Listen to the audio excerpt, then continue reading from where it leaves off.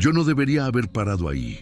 Era una madrugada helada, ya pasaban de las 2 y yo venía arrastrando el cansancio desde hacía horas. El trecho era rural, puro pasto de un lado, mato cerrado del otro, y lo único que alumbraba era mi propio faro. Ningún coche, ningún poste, nada, pero o paraba o dormía manejando. Encosté a la derecha, no del todo fuera de la carretera porque o acostamento era medio precario, pero foi o suficiente. Puse las balizas, dejé el motor encendido un rato y después hice lo de siempre. Neutral, freno de mano, giré la llave y no pasó nada. Quiero decir, pasó, giró. Pero el motor siguió rugiendo como si no lo hubiera hecho. El ruido no bajó, no se alteró, nada. Como si la llave no sirviera para nada. Pensé que era un fallo eléctrico. Volví a girar, nada. Apagué todas las luces del panel. El motor seguía. Incluso cuando desconecté el faro, el aire, todo, el sonido seguía igual. Como si el camión estuviera respirando solo. No lo dije antes, pero era un modelo viejo, un Scania que compré de segunda mano, grande, todo rojo, con pintura gastada en los bordes. Tenía marcas de uso, sí, pero me había aguantado bien hasta entonces. Intenté cortar el combustible desde abajo, abrí la tapa, cerré el paso. Nada. El ruido no cambió. Parecía que el motor estaba en su propio mundo, como si no necesitara nada de mí. Desconecté la batería. Lo hice con las manos temblando, ya con esa sensación rara que da cuando las cosas no responden. Abrí la parte de atrás, saqué la herramienta y aflojé el borne. Saqué el cable con fuerza. El motor seguía. Volví a la cabina y fue ahí que algo cambió. Algo tan simple, tan estúpido, pero que me dejó frío. El asiento del copiloto estaba caliente, como si alguien hubiera estado ahí. No solo sentado, como si se hubiera bajado hacía segundos. El respaldo estaba reclinado un poco hacia la ventana y me dio la sensación de que alguien había estado mirando hacia afuera, como si se hubiera apoyado ahí un buen rato. No sé por qué, pero miré al retrovisor interno, el del medio, ese que casi nunca sirve para nada en un camión, y lo vi. Era un hombre. Estaba sentado exactamente ahí, en el asiento del copiloto, con la cabeza ladeada hacia la ventana. No se movía, pero tenía los ojos abiertos. No grité, no reaccioné como uno imagina. Me quedé paralizado. Quise pensar que era una alucinación del sueño, que estaba tan cansado que estaba viendo cosas. Pero entonces, sin que hiciera nada, escuché el clic de las puertas. Se habían trabado solas, las dos. Toqué el seguro del lado del conductor y no se movía.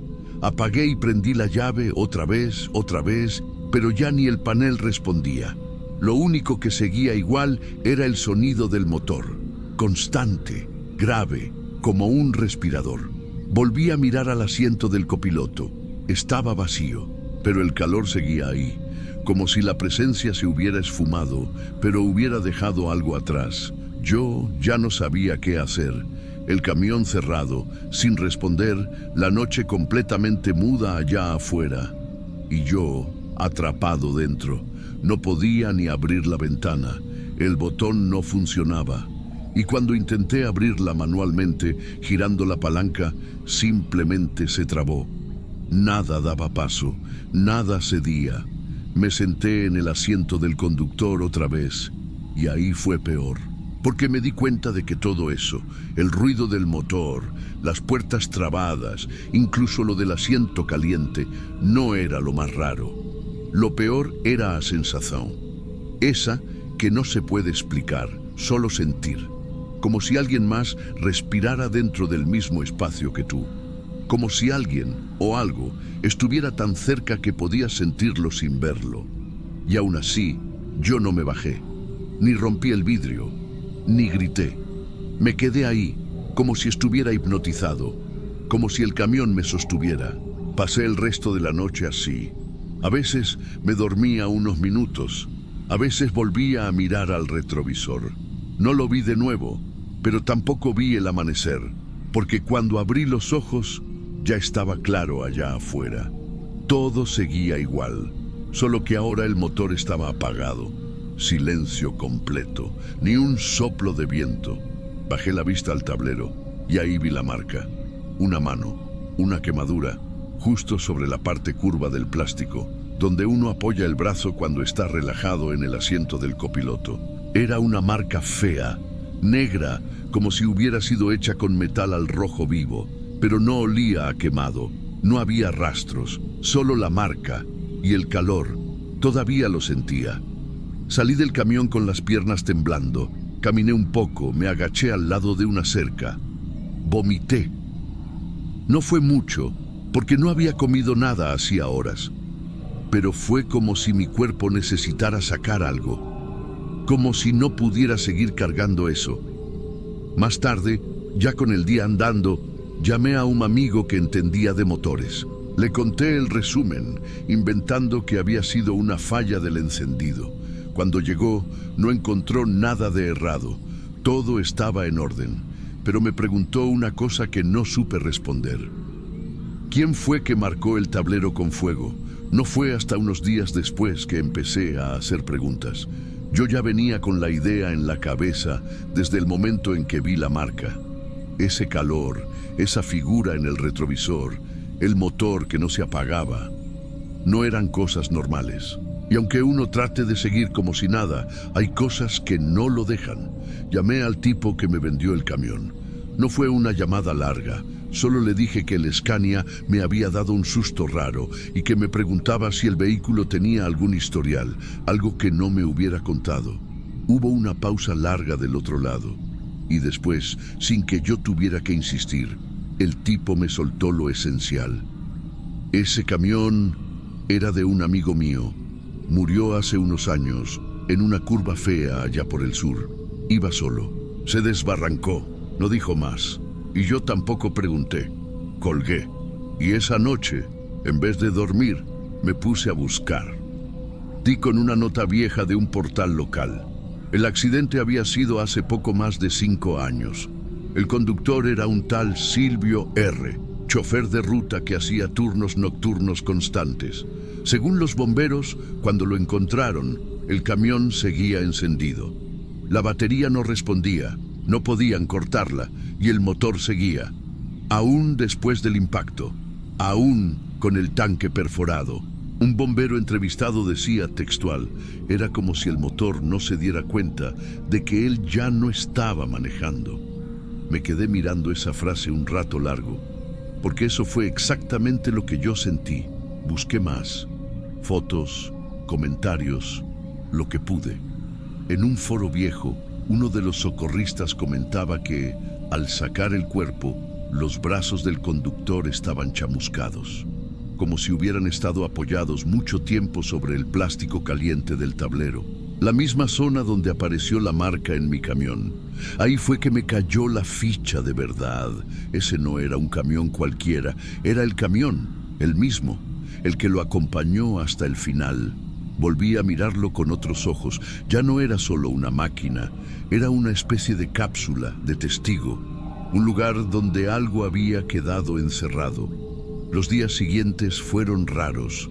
El camión funcionaba normal. El motor prendía y apagaba como siempre. Ningún ruido extraño, ningún fallo. Pero había una presencia. No sabría cómo explicarlo de otra forma. No era miedo, no exactamente. Era más bien la sensación de que alguien te mira mientras trabajas, como si no estuvieras solo, como si el turno no fuera solo tuyo. Una vez, y esto nunca se lo conté a nadie, sentí que el asiento del copiloto bajaba un poco mientras manejaba, como si alguien se hubiera sentado, pero no había nadie, solo esa maldita marca que no se iba con nada. Intenté borrarla. Limpiador, lija fina, hasta la cubrí con un trapo, pero siempre volvía. Aunque no la viera, la sentía, como si la quemadura hubiera quedado en mí también. Con el tiempo empecé a dormir menos. Me costaba parar el motor. Me quedaba sentado en la cabina incluso después de llegar a destino, como si tuviera que cumplir un horario que ya no era mío.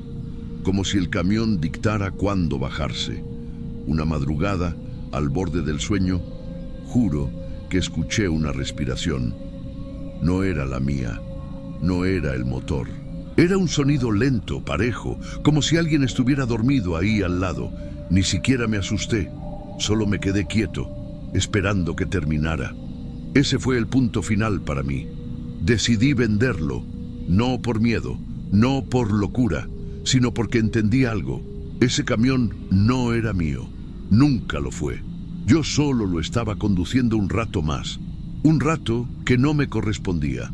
El trabajo, cuando te absorbe, se vuelve parte del cuerpo, y en ese caso, del alma también. Dicen que el tipo que murió ahí era de los que nunca paraban, que hacía doble turno, triple si era necesario, que vivía para la carretera. Y ahora entiendo por qué el motor no paraba, ni siquiera después de muerto, como si seguir andando fuera más importante que llegar, como si la máquina necesitara seguir viva, porque él no supo cómo descansar. Desde que vendí ese camión no volví a ver nada raro, pero nunca pude dormir del todo tranquilo otra vez. Porque sé que en alguna parte, en alguna otra ruta oscura, ese Scania todavía está encendido, tal vez con otro conductor, tal vez solo, pero con el motor andando.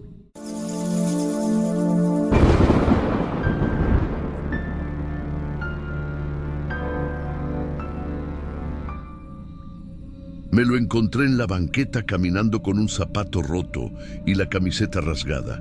No eran ni las 8 de la noche. Yo iba solo, saliendo del trabajo, y vi al chavo haciendo señas con la mano. Parecía alterado. Me bajé un poco el vidrio y me dijo que lo habían asaltado, que le quitaron el teléfono, que no sabía cómo volver, que si podía acercarlo a la siguiente estación de servicio. No lo pensé mucho. El tipo se veía joven, ni 20 años.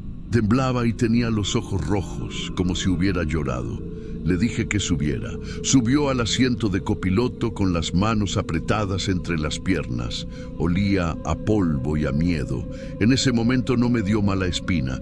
Lo noté más asustado que peligroso. Empezó a contar cosas mientras avanzábamos.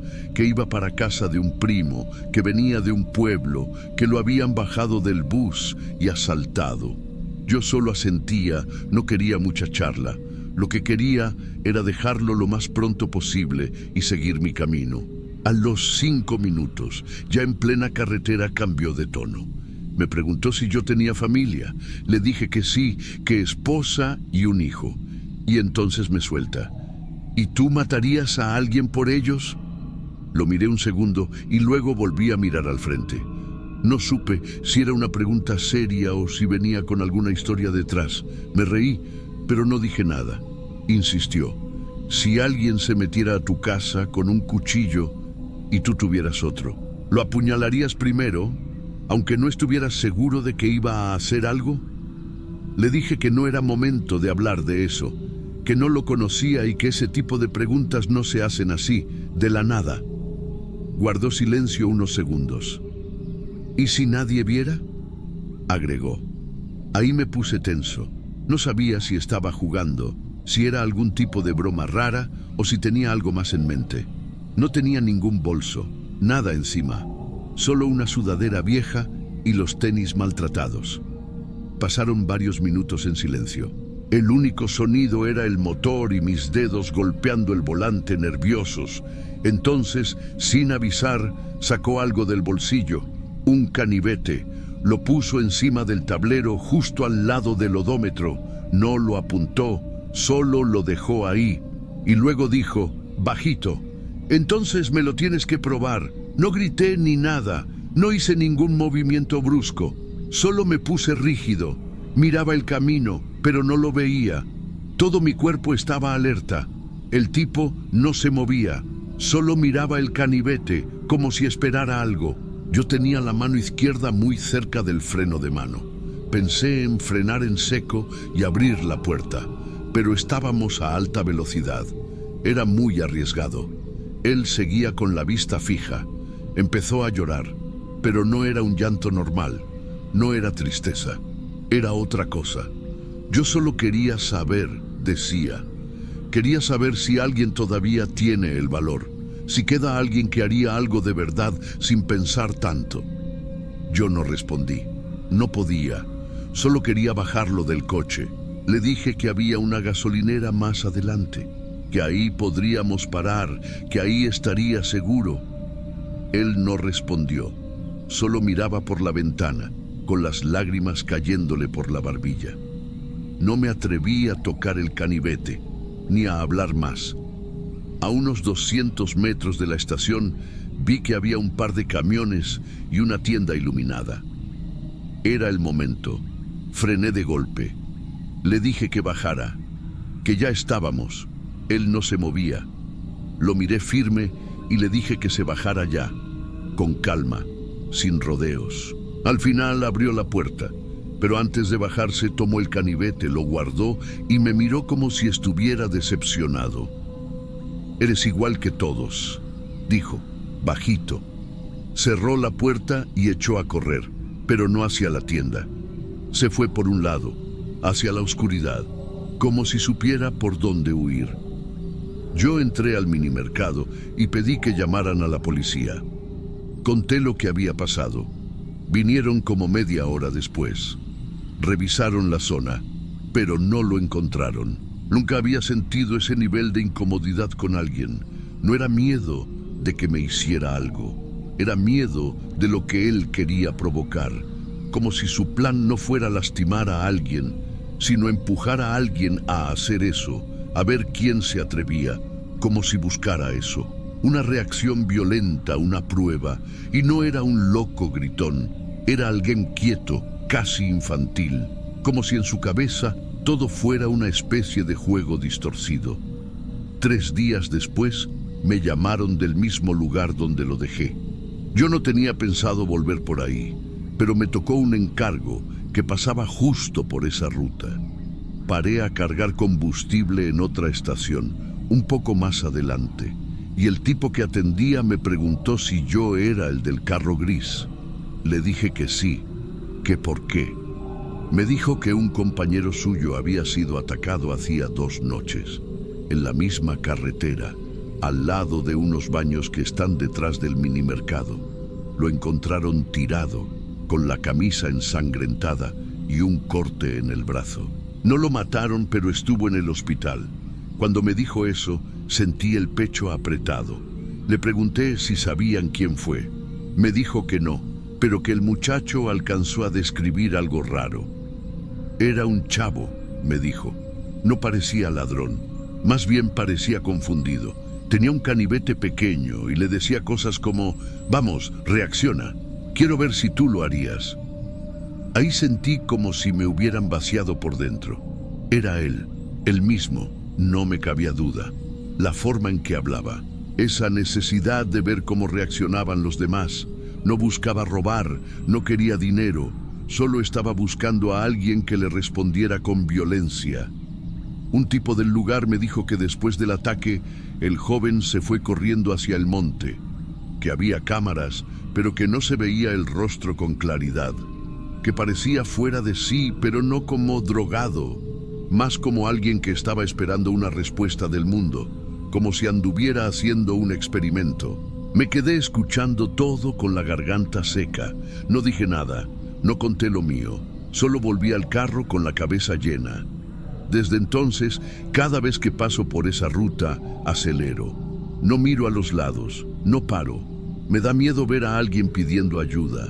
No porque no quiera ayudar, sino porque ahora sé que hay gente que no quiere ayuda. Quiere ponerte a prueba, quiere que falles, quiere que cruces una línea. Y si tú no la cruzas, ellos lo harán.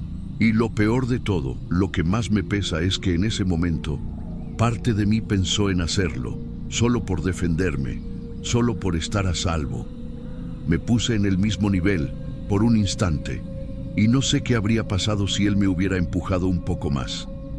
No sé si ese tipo va a aparecer en otro lugar, pero sé que si algún día escuchan sobre un chavo joven con los ojos rojos que hace preguntas raras y deja un canivete en el tablero, no intenten entenderlo, no intenten hablar con él, solo bajen, Salgan del carro y corran, porque ese tipo no está buscando un destino, está buscando a alguien que termine lo que él empezó.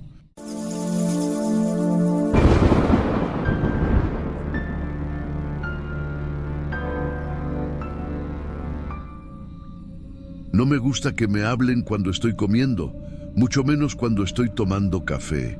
Y eso fue lo primero que me incomodó de ese par. Estaba en un puesto chico, de esos que parecen abandonados aunque sigan funcionando. Paré solo para ir al baño, pero cuando salí, una señora me hizo una seña desde un tráiler blanco. Sonrió. Me preguntó si quería un café. Dije que no. Agradecí, seguí caminando. Pero el señor salió también. Me ofreció de nuevo, con voz tranquila, casi amable. Está recién hecho. No cuesta nada. Parecían buena gente, de edad, vestidos limpios, pelo gris. Até meu camiñó al lado del tráiler y me senté con ellos. Era raro, pero uno a veces hace esas cosas para no parecer grosero. Tomé el vaso de isopor. El café estaba tibio, fuerte, pero con un gusto extraño, amargo. No como café fuerte, sino como algo viejo, quemado, con un dejo químico. Me preguntaron mi nombre, de dónde venía, para dónde iba. Todo con una calma que no combinaba con la hora. Ya era de noche. No había más que un auto cargando gasolina y el chico del puesto fumando en la esquina. La señora me miró a los ojos mientras revolvía su propio café. ¿Tenés hijos? Negué con la cabeza. Me dio una sonrisita como de lástima. ¿Mujer? Dije que estaba separado. Silencio. El señor se rió despacito, como si algo le diera gracia. ¿Y alguien sabe que estás acá? Tragué saliva. El sabor del café se me quedó pegado en la garganta. Dije que sí, que siempre avisaba por dónde andaba. Era mentira. Ellos cruzaron una mirada rara, complicada. La mujer se inclinó un poco hacia mí. A veces hacemos amistad con la gente que pasa por acá, pero no todos aceptan. Me quedé congelado. Me di cuenta de que había tomado más de la mitad del café. Me ardía la lengua. El estómago se me revolvió. Fingí sonreír. Me paré despacio. Les dije que iba al baño un segundo. Dejé el vaso en la mesa del tráiler. No fui al baño. Caminé rápido al camión. Ni corrí para no levantar sospechas. Cerré la puerta sin mirar atrás. Encendí el motor. El corazón me explotaba en el pecho. Vi por el retrovisor. Los dos estaban parados fuera del tráiler, mirando, quietos, sonriendo. Arranqué. No paré por varias horas. No miré el teléfono. No comí. No dormí. Nada. El vaso de café quedó ahí, sobre el panel al lado del volante. Me daba asco mirarlo, pero no quería tocarlo. Parecía sucio. Cuando por fin frené en otro puesto, ya en otro estado, lo agarré con cuidado. Abrí la puerta y lo tiré lejos, en la basura. Y ahí me llegó el olor, un olor fuerte, asqueroso, como a remedio vencido, como algo de hospital. Me puse a toser, me ardieron los ojos, y fue ahí que me cayó la ficha. No era solo café, nunca fue solo café. Las semanas después de eso fueron raras. No me enfermé ni nada, pero me sentía distinto. El sabor del café me volvió en la boca varias veces, como si algo en mi cuerpo no lo hubiese digerido del todo. Dormía poco. Cada vez que cerraba los ojos, pensaba en la cara de la señora. Esa sonrisa que no se borraba, como si hubiera estado actuando todo el tiempo, o como si disfrutara demasiado lo que estaba haciendo. Pensé en denunciarlo, claro, pero ¿decir qué exactamente? Que un matrimonio me ofreció un café raro, que el gusto era feo y las preguntas incómodas. Eso no es un crimen. Pero lo que me persiguió fue la frase, no todos aceptan. ¿Aceptar qué? ¿Aceptar el café?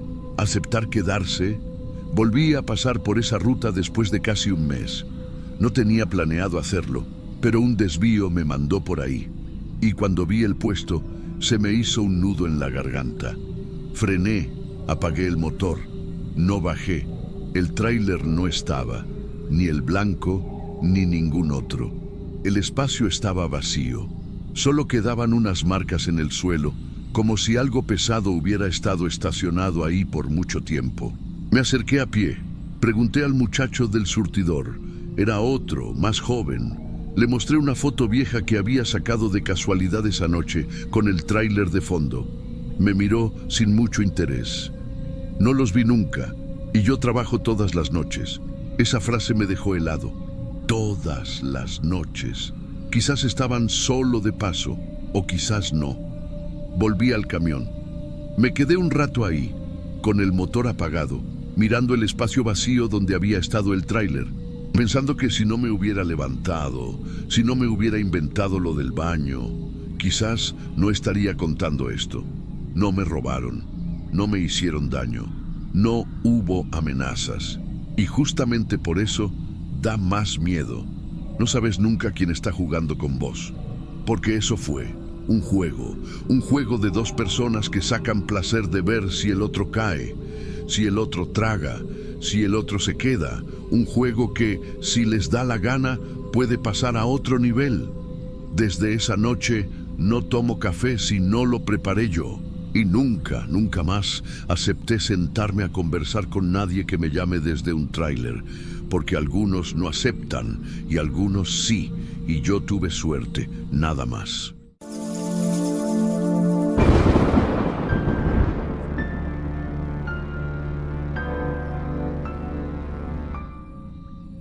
Yo estaba a menos de 20 minutos de llegar a casa cuando una bolsa cayó justo delante del parabrisas. Fue en seco, como si alguien hubiera tirado una piedra desde arriba. No había curvas, no había árboles, solo un puente viejo atravesando la pista. Y encima del puente, unas sombras moviéndose. Frené de golpe, sentí el auto deslizarse un poco, pero logré mantenerlo en la línea. Lo primero que pensé fue que se había caído algo de algún carro que pasaba arriba, como una bolsa de mercado, una mochila, no sé. Pero entonces vi otra cosa caer, algo brillante, una botella. Y no fue casualidad. Dio contra el asfalto y reventó a centímetros de una camioneta que venía atrás. El tipo tocó la bocina, redujo y siguió. Yo bajé la velocidad, intentando entender. Fue cuando escuché las risas, claritas, desde arriba. Miré por la ventana y vi al menos 4 personas ahí arriba, paradas en fila, mirando hacia abajo como si estuvieran en una especie de juego. No eran niños, eran jóvenes, todos con ropa oscura, y uno de ellos levantó una garrafa y la lanzó gritando algo que no entendí. El objeto dio contra el espejo derecho de un coche pequeño que venía a toda velocidad en la otra dirección. El conductor casi pierde el control, y los de arriba aplaudieron. ¡Aplaudieron! No sé si alguien más vio eso como yo. Era de noche, mas no tan tarde, casi las 9. El tramo estaba oscuro, pero era una BR conocida, no era zona abandonada ni nada. Yo había pasado por ahí muchas veces, reduje hasta detenerme. No sabía si llamaba a la policía o si subía a ver qué estaba pasando. Pero ahí fue cuando uno de ellos gritó fuerte, como si fuera parte del juego. «Se cuenta puntos y revienta vidrio». Esa frase me revolvió el estómago, como si lo que estuvieran haciendo fuera un deporte, una competencia. Y los autos, nosotros, los que pasábamos por la pista, éramos blancos. Quise subir por la parte lateral, pero el acceso estaba cerrado con reja. No daba para trepar. No había cómo alcanzar a esos idiotas. Me sentía impotente. Apoyé los brazos en el volante y respiré hondo. Pasaron unos 5 minutos. Otro auto frenó cerca de mí. Bajó el vidrio y me preguntó si estaba bien. Le conté lo que vi. El tipo miró hacia arriba, pero ya no había nadie. Las sombras habían desaparecido. Le dije que iba a llamar a la policía. Y llamé. Pasé la ubicación exacta. Dije que había gente lanzando objetos desde el puente que casi provocan un accidente grave. Me dijeron que una patrulla ya había sido enviada y que yo podía quedarme en el lugar si quería, pero no era obligatorio. Esperé 15 minutos, 20, nada. Y entonces, cuando ya me estaba yendo, noté algo tirado en la grama del borde de la pista. Era una mochila azul. Estaba abierta, con un cuaderno dentro. Pensé en no tocar, pero me agaché y vi algo raro escrito en una de las hojas. Eran columnas, filas, como un marcador, nombres y puntos al lado. Puntos por vidrio, por retrovisor, por hacer frenar. Lo leí 1, 2 veces, sin creerlo. Uno de los nombres tenía escrito quebró parabrisas 5 puntos. Otro tenía casi volcó a 6. Ahí ya no era indignación, era miedo. Miedo real de que haya gente así, sin nada en la cabeza, sin respeto por la vida de nadie, riéndose mientras intentan matar a alguien por diversión. Justo cuando llegó la patrulla, ya no había nada en el puente. Revisaron, buscaron huellas, encontraron marcas de tenis en el polvo seco, algunas pisadas frescas, nada más. Yo entregué la mochila. Los agentes me agradecieron, tomaron nota de todo y dijeron que eso no era la primera vez y que no siempre los autos logran desviar. Después de eso pasé más de un mes sin tomar esa ruta. Daba vuelta por otro lado, más largo, con peajes y todo, pero no podía. Sentía que si pasaba de nuevo por ahí, iba a volver a verlos. O peor, que no iba a ver nada, pero algo me iba a caer encima. No sé cómo explicar. No era miedo a morir, era miedo de que hubiera gente así afuera, jugando con la muerte de otros como si fueran fichas en un tablero, y que nadie los viera como una amenaza real. Porque eso fue lo que más me marcó. Cuando entregué todo a la policía, no me trataron mal ni nada, pero tampoco sentí que se lo tomaran tan en serio como debían, como si fueran jóvenes haciendo tonterías. Pero no era eso. Yo vi la intención, vi las risas, vi cómo se escondían cuando creían que uno de los autos iba a frenar. Estaban midiendo algo, probando algo, y eso te queda en la cabeza. Me pasé noches enteras recordando la hoja del cuaderno. ¿Cómo estaban los nombres anotados? Uno tenía más de 20 puntos. Eso no se hace en una sola noche. La primera vez que tuve que volver a cruzar por ahí fue a los 40 días. Me obligó un compromiso familiar. No dije nada. Me tragué el pánico. Cuando vi el puente a lo lejos, apreté el volante con las 2 manos. Disminuí. Bajé la velocidad tanto que el auto de atrás me tocó bocina 3 veces. No vi a nadie, pero al pasar por debajo noté algo que me dio un escalofrío. En el costado de concreto, al nivel de la carretera, había unas marcas en tiza, marcas simples, como si alguien hubiera dibujado líneas, tal vez hace días, pero había una palabra escrita, stop, en letras torcidas, como si alguien hubiera estado ahí, otra vez observando, tal vez planeando, y esa es la parte que más me cuesta dejar atrás, porque si ese grupo no fue detenido, si nadie los vio con claridad, entonces pueden estar en cualquier otro puente ahora mismo, jugando, con reglas que solo ellos conocen, y autos como el tuyo o el mío son parte del juego.